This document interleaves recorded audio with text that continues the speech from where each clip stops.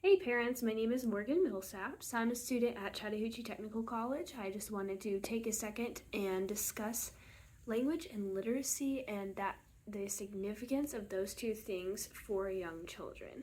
So, language is the primary method of communication for all human civilizations. So, there are many different languages. You and I use language every single day, but all languages achieve the same purpose, and it's to communicate with other human beings.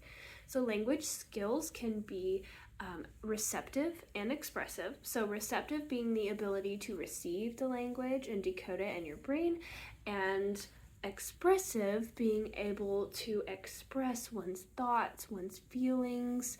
So, Head Start states that children's language ability affects learning development in all areas. So, this indicates that language and literacy in the home language is crucial for our child's development. Literacy is the ability to decode and understand any given language. Emergent literacy, according to Head Start, refers to the knowledge and skills that lay the foundation for reading and writing. So, literacy is crucial for a child's success in their society and home environment, as well as their self-esteem. There's a man named Ludwig Wittgenstein, and he is quoted as saying, "The limits of my language means the limits of my world." And this couldn't be more true for humans who haven't been given a chance at literacy, which is why addressing this in early childhood is of utmost importance. So there was a study done in China showing that a home-based involvement by parents, which can also be defined as a parent's act of learning in the home environment, reading to them, visiting museums with them, this is shown to positively affect children's language development. So they conducted a study, and after the study was done, it showed that parents who were involved at home positively affected their child's language development in general. So the higher level of parental involvement, the longer parents spend with their children, the faster the corresponding children's approaches to learning develop, and that is groundbreaking. So the more parents are able to optimize the home environment for language acquisition, the more the limits of the child world expands. So here are some practical tips and strategies to help support your child's language and literacy development at home. So my personal recommendation is to read your child at least one book a day from the moment you receive them. And yes, I mean the moment you receive them. When you have your little infant, your newborn baby, they're learning everything about you and how you communicate. Reading books is a great way to pass the time. I myself am not someone who likes to monologue or talk to a baby. It's very hard for me to look at my baby and just talk for minutes and minutes upon end. So one great way for me to be able to connect with my baby without having to come up with dialogue on the spot was to read her a book.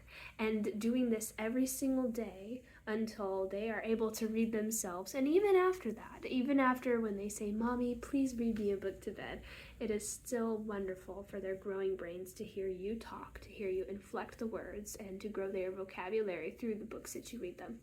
Another way to promote a language and literacy rich environment is to provide access to books and other literacy materials by having books at home or frequently visiting the local library. Now, this day and age, it is easy to have very cheap books. You can go down to the nearest thrift store and look and sift through multiple children's books for a very cheap price. People even give them away on Facebook, on other social media sites, so it is amazing and very accessible to have your own library for children at home, because this shows the child that it is not just something that we do is be literate, it's a way of life.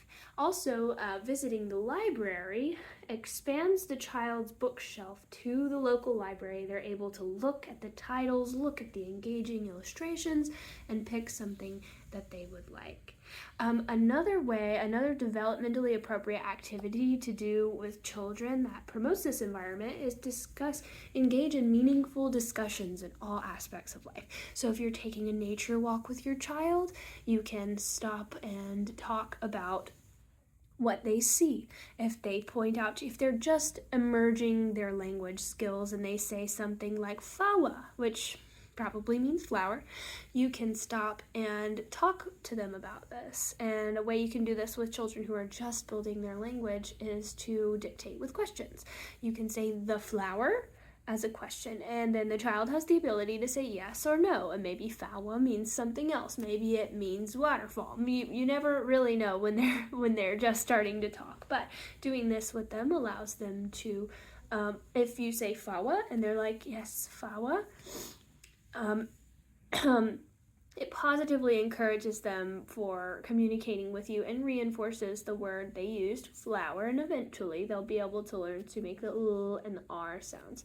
With children who can already talk, you can just talk about anything that they see on the nature walk. You can do this at the store, you can do this at the museum, at the doctor's office. Talk about the environment. Talking about things that are around you is so beneficial to children because it builds their vocabulary. If they can see it in the real world, they will learn it much faster.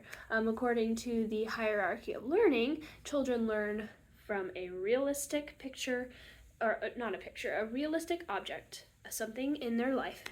And then they see a realistic picture, and then they're able to see a symbol, and this goes for vocabulary.